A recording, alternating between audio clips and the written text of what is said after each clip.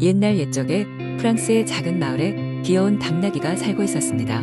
그의 이름은 페피테였고 사람들은 그의 우아한 걸음걸이와 빛나는 갈기를 보고 매우 사랑했습니다. 작은 농부 레온과 함께 살았던 페피테는 매일 같이 들판을 뛰놀며 행복한 나날을 보냈습니다.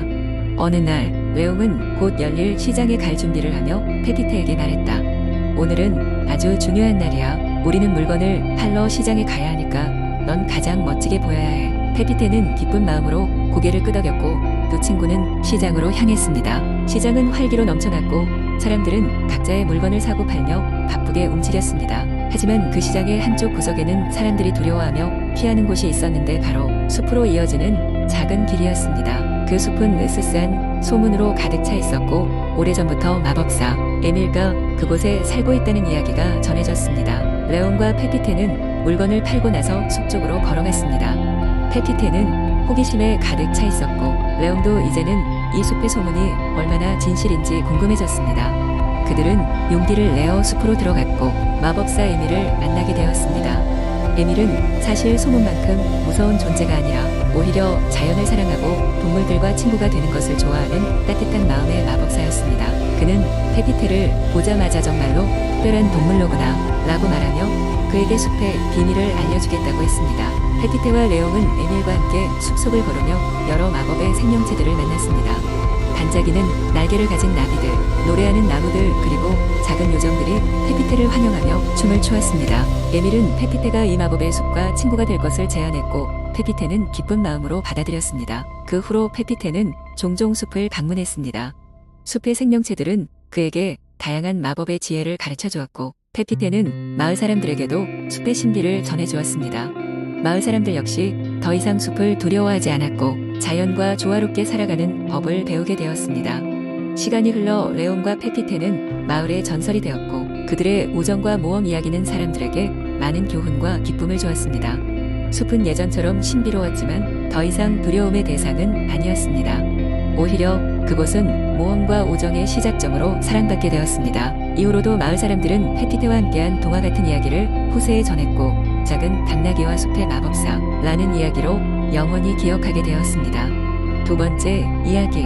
옛날 옛적 프랑스의 한 작은 마을 끝자락에는 시간의 숲이라 불리는 신비한 숲이 있었습니다. 이 숲은 시간이 멈춘 듯한 고요한 아름다움을 가지고 있었고 이곳에 들어간 사람은 누구나 그 시간을 잃어버린다고 전해 내려오고 있었지요. 그런 전설에도 불구하고 호기심 많은 어린 소녀 클레르가 모험을 떠나기로 결심하게 됩니다. 클레르는 호기심이 남다른 소녀였고 무엇이든 새로운 것에 대한 탐험을 좋아했습니다. 그녀는 마을 어르신들에게서 시간의 숲에 관한 전설을 수없이 들었지만 그것이 그녀의 마음을 움직이게 만들 뿐이었지요. 결국 클레르는 모험심을 숨길 수 없었고 어느 맑은 날 새벽 몰래 가족들이 잠들어 있는 사이 숲을 향해 떠났습니다. 숲에 들어선 클레르의 발걸음은 가벼웠지만 그곳은 생각보다 훨씬 더 아름다웠습니다. 나무 사이로 비치는 햇살과 은은한 꽃향기가 그녀를 마치 다른 세상으로 이끈 듯한 기분이 들게 했습니다. 그러나 시간이 지나면서 클레르는 숲속에서 길을 잃습니다. 숲은 점점 깊어졌고 그녀가 처음 계획했던 것은 잊혀져 갔습니다. 그러던 중 클레르는 숲의 중심에 도달합니다. 그곳에는 아름답고 신비로운 브로치가 놓여 있었습니다. 이 브로치는 각종 보석으로 장식되어 있었고 보는 것만으로도 시간이 멈추는 듯한 착각을 불러일으켰습니다. 클레르는 이 브로치가 자신의 모험의 보상이라 생각했고 자연스럽게 그것을 손에 넣었습니다. 그 순간 클레르의 주위에서 갑작스럽게 경이로운 일이 벌어졌습니다. 숲속에 시간이 깨어났고 나무와 꽃들이 그녀에게 말을 걸기 시작한 것입니다. 오, 브로치에 선택받은 인간이 나타났군요. 라고 한쪽 나무가 말했습니다. 클레르는 처음에는 두려웠지만 이내 그들의 이야기에 귀를 기울이게 됩니다. 나무와 꽃들은 클레르에게 시간을 조종하는 힘을 가진 브로치에 대해 설명했습니다. 이 브로치는 시간의 숲의 중심을 유지하는 힘을 가지고 있습니다. 그렇기에 함부로 사용해서는 안 됩니다. 한 꽃이 경고했습니다. 클레르는 처음에는 이 힘을 어떻게 사용해야 할지 몰랐지만 숲의 생명체들은 그녀가 새로운 수호자가 될 것임을 확신했습니다. 그리하여 클레르는 브로치의 소유자로서 숲을 돌보는 임무를 맡게 되었습니다. 그녀는 숲을 수호하고 그 안의 모든 생명체들과 교감하며 살아갔고 조금씩 숲의 비밀에 대해 알아갔습니다. 시간이 흘러 클레르는 더 이상 길을 잃은 소년이 아닌 시간을 지키는 현명한 사람이 되었답니다. 클레르의 이야기는 이후 마을 전체에 전해졌으며 사람들은 그녀를 숲의 수호자라 부르며 존경했습니다. 그러나 그녀는 그저 겸손하게 미소 지으며 하루하루 숲의 안녕을 지켜갔습니다. 그렇게 시간의 숲은 다시 평화롭고 조화로운 시간을 이어갔고 클레르 역시 그곳에서의 삶을 지속하게 되었답니다. 이렇게 프랑스의 작은 마을 끝자락 시간의 숲은 오랜 전설 속으로 사라졌지만 클레르와 숲의 이야기는 영원히 사람들의 마음속에 남게 되었답니다. 세 번째 이야기. 옛날 옛적에 프랑스 중부에 위치한 작은 마을에 잔이라는 이름의 소녀가 살고 있었습니다. 잔은 항상 밤하늘에 별빛을 사랑했으며 별들이 그녀의 소원에 응답할 것이라고 믿고 있었습니다. 어느 여름밤 잔은 숲 가장자리에서 반짝이는 별을 향해 소박한 소원을 빌며 잠이 들었습니다. 하지만 다음날 아침 마을에는 이상한 소문이 퍼졌습니다. 밤하늘에 별 하나가 사라졌다는 것이었습니다. 마을 사람들은 혼란에 빠졌고 별이 사라진 이유를 찾아내려 했습니다. 그들은 마을 곳곳과 숲을 뒤졌지만 아무런 단서를 찾을 수 없었습니다. 그러나 잔은 무엇인가 다르게 느꼈습니다. 그녀는 자신의 소원이 관광객들이 좋아하는 별의 사라짐과 관련이 있음을 직감하였습니다. 잔은 용기를 내어 혼자서 별을 찾으러 나서기로 결심했습니다. 그녀는 작은 가방에 필요한 물건을 챙기고 깊은 숲으로 들어갔습니다. 숲속에서 늘어져 있는 나무들과 신비로운 속삭임 소리들이 잔을 안내하듯이 느껴졌고 점점 더 깊은 곳으로 들어가게 했습니다. 밤이 되자 잔은 길 중앙에 앉아 별이 사라진 이유를 곰곰이 생각했습니다. 그때 갑자기 신비로운 빛이 그녀의 눈앞에서 반짝이며 나타났습니다. 그것은 사라진 별의 영혼이었습니다. 별의 영혼은 잔에게 미소 지으며 그녀를 환영했습니다. 별의 영혼은 잔이 간절한 소원을 빌 때 별이 잠시 잔을 돕기 위해 하늘에서 내려왔다고 설명했습니다. 하지만 별의 영혼은 말씀하셨습니다. 너의 소원을 이루려면 우리가 함께 협력해야 해. 나는 너에게 길을 안내할 것이고 너는 하늘로 돌아갈 나의 길을 만들어 주어야 해. 잔은 기쁨에 차 그 제안을 기꺼이 받아들였습니다. 별과 함께 여행하며 잔은 자연의 신비로움을 배웠고 숲의 동물들로부터 도움을 받기도 했습니다. 별의 영혼은 잔에게 이해와 우정 그리고 자연과의 조화를 통해 진정한 소원을 이룰 수 있다고 가르쳤습니다. 마침내 잔은 숲 깊은 곳의 고대 신전으로 별의 영혼을 인도했습니다. 신전은 잊혀진 마법의 장소로 별들이 지구와 하늘을 연결하는 관문이었습니다. 잔은 마음속에서 진정한 소원을 빌었습니다. 그것은 바로 모든 것이 제자리에 돌아가는 것이었습니다. 순간 하늘이 빛났고 별의 영혼은 하늘로 돌아갔습니다.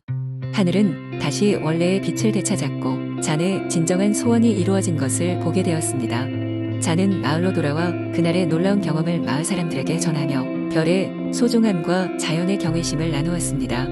그리고 훗날 잔은 하늘의 휘장 아래에서 다시 별을 보며 매일 밤 새로운 꿈을 꾸었습니다. 그녀는 별을 보는 모든 이들에게 작은 희망의 불씨가 되어 삶의 연결을 일깨워 주었습니다. 네 번째, 이야기 옛날 옛적. 프랑스의 작은 왕국에는 루이라는 이름의 용감하고 호기심 많은 왕자가 살고 있었습니다.